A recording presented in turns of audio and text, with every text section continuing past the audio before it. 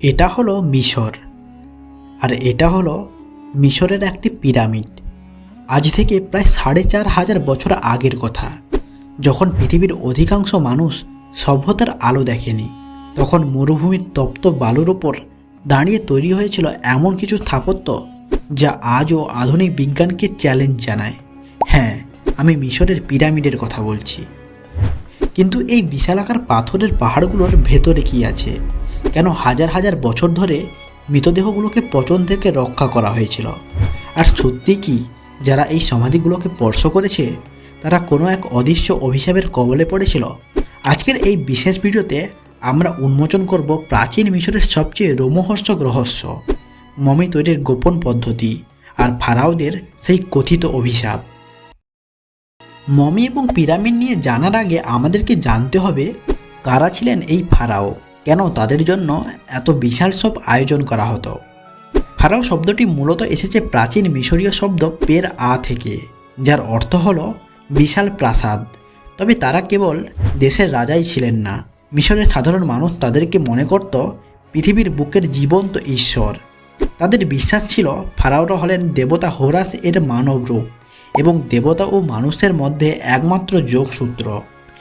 একজন ফারাও যখন ক্ষমতায় বসতেন, তিনি একই সাথে দেশের প্রধান বিচারপতি, প্রধান সেনাপতি এবং প্রধান পুরোহিত হয়ে যেতেন। আপনি যদি তাদের ছবির দিকে লক্ষ্য করেন, দেখবেন তাদের মাথায় একটি বিশেষ মুকুট থাকত, যা উত্তর এবং দক্ষিণ মিশরের ঐক্যের প্রতীক। তাদের হাতে থাকত একটি লাঠি এবং একটি চাবুক। লাঠিটি ছিল প্রজাদের রক্ষা করার প্রতীক, আর চাবুকটি ছিল শাসনের প্রতীক। ইতিহাসে অনেক প্রভাবশালী ফারাও এসেছেন, যেমন ফারাও কুফু, যিনি নিজের জন্য তৈরি করেছিলেন পৃথিবীর মহাবিস্ময় গ্রেট পিরামিড। দ্বিতীয় রামসেস, যাকে বলা হয় মিশরের সবচেয়ে শক্তিশালী যোদ্ধা, কিংবা আখেনাতেন, যিনি মিশরের প্রচলিত বহু দেবতার পূজা বন্ধ করে এক ঈশ্বরের পূজা শুরু করেন। ফারাওদের ক্ষমতা ছিল অসীম, তাদের আদেশে ছিল আইন, আর এই অসীম ক্ষমতার দাপট বজায় রাখতেই তারা মৃত্যুর পর নিজেদের শরীরকে অমর করে রাখতে চাইতেন। তারা মনে করতেন শরীর টিকে থাকলে তাদের আত্মা পরকালেও রাজত্ব করতে পারবে। আর এই ভাবনা থেকেই শুরু হয় পিরামিড নির্মাণ আর মমি বানানোর সেই রোমহর্ষক অধ্যায়।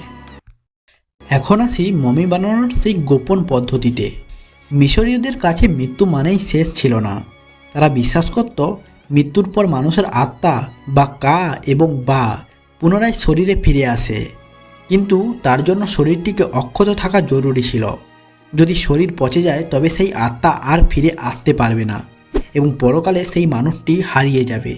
এই পরকালীন জীবনের লোভেই তারা আবিষ্কার করেছিল মৃতদেহ সংরক্ষণের এক অদ্ভুত ও জটিল বিজ্ঞান, যাকে আজ আমরা মমিকরণ বলে জানি।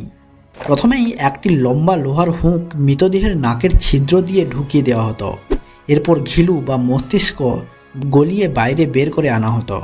প্রাচীন মিশরীয়রা মনে করতেন যে মস্তিষ্কের কোনো প্রয়োজন নেই, সব বুদ্ধির উৎস হল হৃৎপিণ্ড। শরীরের বাম পাশে একটি ছোট্ট ছিদ্র করে ফুসফুস, যকৃৎ, পাকস্থলী এবং অন্ত্র বের করে নেওয়া হতো।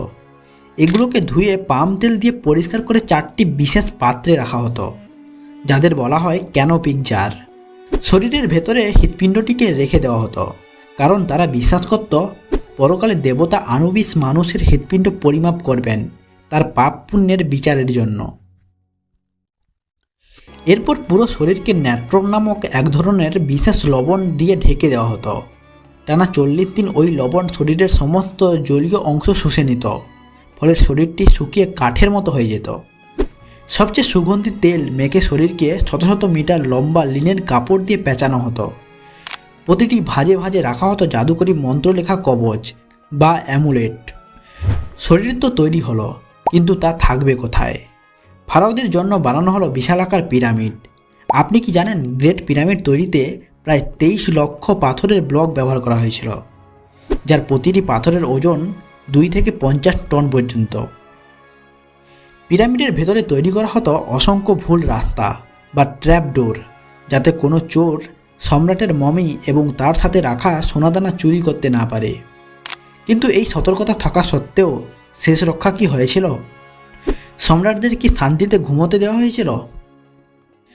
মমির অভিশাপের কথা উঠলেই সবার আগে মনে পড়ে বালক সম্রাট তুতেনখামনের নাম। 1922 সালে প্রত্নতাত্ত্বিক হাওয়ার্ড কার্টার যখন তার সমাধিটি আবিষ্কার করেন তখন পুরো পৃথিবী চমকে উঠেছিল। কিন্তু সেই সাথে শুরু হয়েছিল এক রহস্যময় মৃত্যুর মিছিল।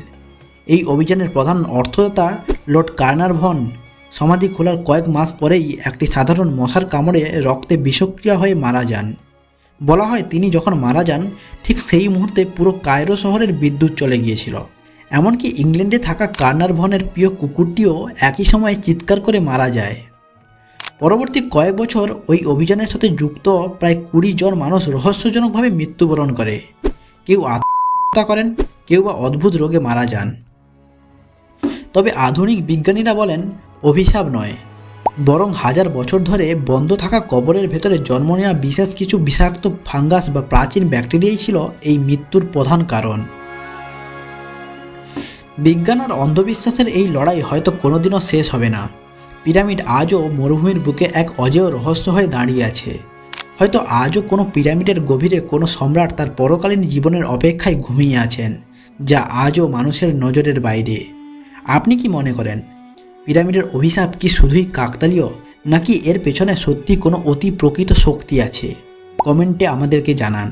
ভিডিওটি ভালো লাগলে অবশ্যই লাইক দিন এবং এরকম আরও রহস্যজনক ইতিহাস জানতে আমাদের চ্যানেলটিকে সাবস্ক্রাইব করে রাখুন। দেখা হবে পরের কোনো নতুন ভিডিওতে। ধন্যবাদ।